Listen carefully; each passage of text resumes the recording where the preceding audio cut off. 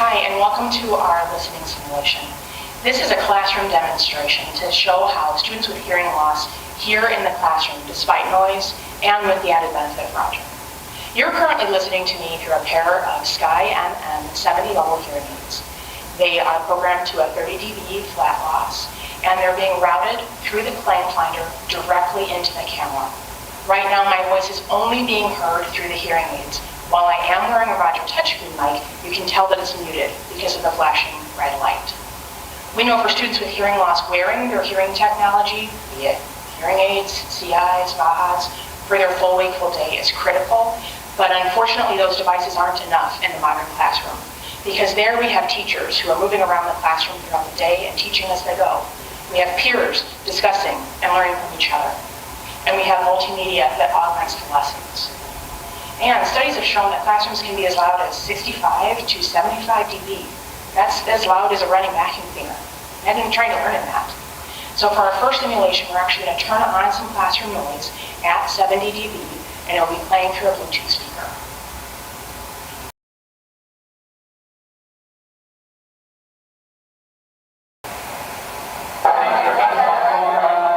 Today, children, we are going to learn about space exploration.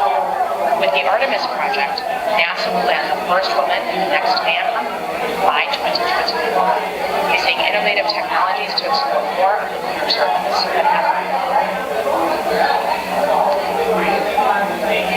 Now, I've unmuted the touchscreen mic, and I'm going to reteach that passage. I want you to think about the speech intelligibility and the level of effort that you have to put in to hear it. Today, children, we're going to learn about space exploration. With the Artemis project, NASA will land the first woman and the next man on the moon by 2024, using innovative technologies to explore more of the lunar surface than ever before. In the second part of the simulation, we're going to consider what happens in an interactive classroom when students have questions, but only the teacher has a microphone.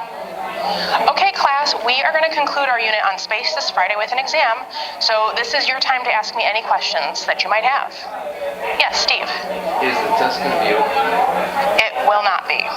So we're going to do that again now, and the next time Steve is going to use the pass-around mic. Okay, class, we are going to conclude our unit on space this Friday. Does anyone have any questions? Is the test going to be open note? No, it won't be, Steve.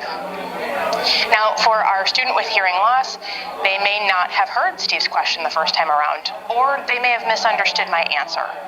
So that's where the pass-around mic becomes very helpful. This last part of the simulation, we're going to consider how multimedia interacts with the modern classroom. Our multimedia hub can be plugged into any instructional media source. And you know what, so can our touchscreen mic, so you might be wondering, why do I need a multimedia hub if I already have a touchscreen mic? Where this device becomes helpful is if the class is going to be watching a video and the teacher is going to be talking during the video. So let's take a listen to how this works if only the touchscreen mic is plugged into the computer.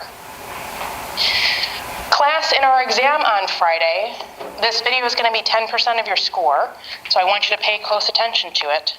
It's a speech by President Kennedy, and there's some facts and figures in here.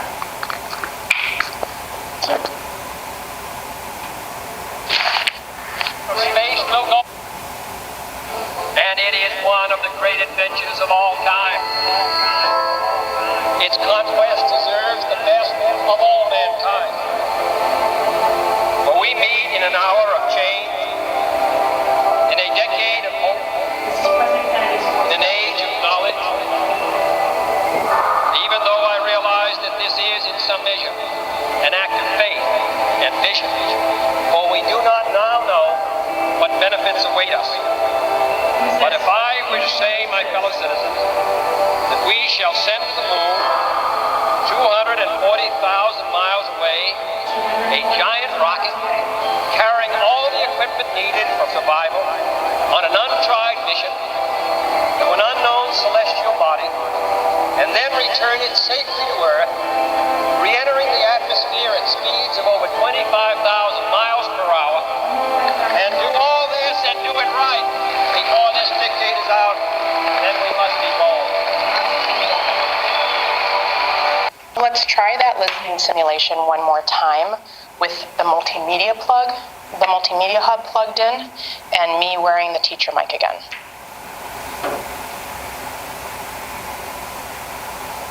Exploration of space will go ahead, and it is one of the great adventures of all time. Its conquest deserves the best of all mankind. That's President Kennedy's voice. For we meet in an hour of change, in a decade of hope, in an age of knowledge.